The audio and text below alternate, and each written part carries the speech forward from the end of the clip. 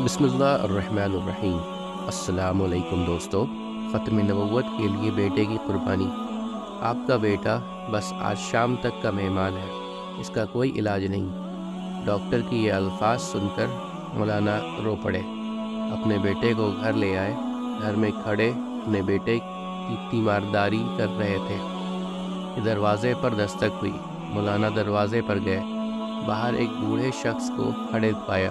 حضرت سلام دعا کے بعد پوچھا، بابا جی خیریت سے آئے ہو؟ وہ کہنے لگا، خیریت سے کہاں آیا ہو، ہمارے علاقے میں ایک قادیانی مبلغ آیا ہوا ہے، وہ لوگوں کو گمراہ کر رہا ہے، پوری امت گمراہ ہو رہی ہے، اور آپ گھر میں کھڑے ہیں۔ مولانا نے جیسے ہی یہ بات سنی، آپ کی آنکھوں سے آنسو بہہ پڑے۔ بیوی سے فرمایا، بی بی میرا بیگ کہاں ہے؟ بیوی نے بیگ اٹھا کر دیا اور آپ ہاتھ میں پکڑے گھر سے روانہ ہونے لگے۔ بیوی نے دامن پکڑ لیا اور کہنے لگی، مولانا آخری لمحات میں اپنے نوجوان بیٹے کو اس حالت میں چھوڑ کر جا رہے ہو؟ مولانا نے آسمان کی طرف نظریں اٹھائیں اور رو کر روانہ ہونے لگے۔ تو جاں بلب بیٹے نے کہا، ابا جان میں آج کا مہمان ہوں، چند لمحات تو انتظار کر لیجئے، میری روح نکل رہی ہے، مجھے اس حال میں چھوڑ کر جا رہے ہو؟ مولانا نے اپنے نوجوان بیٹے کو بوسہ دیا، رونے لگے اور فرمایا، اے بیٹے بات یہ ہے کہ میں محمد صلی اللہ علیہ وسلم کے دین کے خاطر جا رہا ہوں۔ کل قیامت کے دن حوض کوثر پر ہماری تمہاری ملاقات ہو جائے گی۔ یہ فرمایا اور گھر سے روانہ ہو گئے۔ اڈے پہنچے، ابھی بس میں بیٹھے ہی تھے کہ چند لوگ دوڑے آئے اور کہنے لگے کہ مولانا آپ کا بیٹا فوت ہو چکا ہے، اس کا جنازہ پڑھاتے جائیے۔ مولانا نے آسمان کی طرف نظریں اٹھائیں اور رو کر فرمانے لگے، جنازہ پڑھانا فرض کفایہ ہے اور امت محمدیہ کو گمراہی سے بچانا فرض عین ہے۔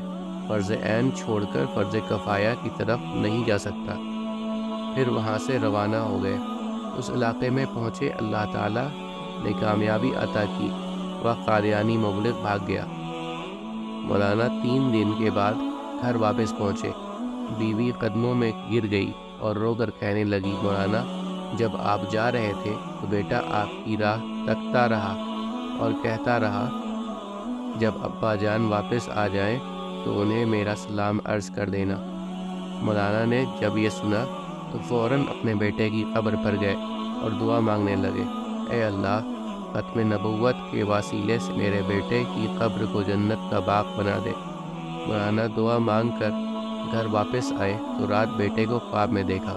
بیٹے نے اپنے ابا سے ملاقات کی اور کہا کہ رب محمد صلی اللہ علیہ وسلم کی قسم، ختم نبوت کے وسیلے سے اللہ تعالیٰ نے میری قبر کو جنت کا باغ بنا دیا ہے۔ ختم نبوت کہ اس مجاہد کو دنیا مولانا غلام غوث ہزاروی رحم اللہ کے نام سے جانتی ہے۔ امید کرتا ہوں دوستو کہ آپ کو آج کی ویڈیو اچھی لگی ہوگی۔ اگر آپ کو ہماری ویڈیو اچھی لگی ہے تو ویڈیو کو لائک ضرور کریں، اور مزید اس طرح کی ویڈیوز دیکھنے کے لیے ہمارے چینل سبسکرائب کر لیں اور دوستوں کے ساتھ شیئر کرنا بھی مت بھولیں۔ اللہ آپ سب کا حامی و ناصر ہو۔ انشاءاللہ ملتے ہیں اگلے ویڈیو میں۔ اجازت دیجیے، السلام علیکم، اللہ حافظ۔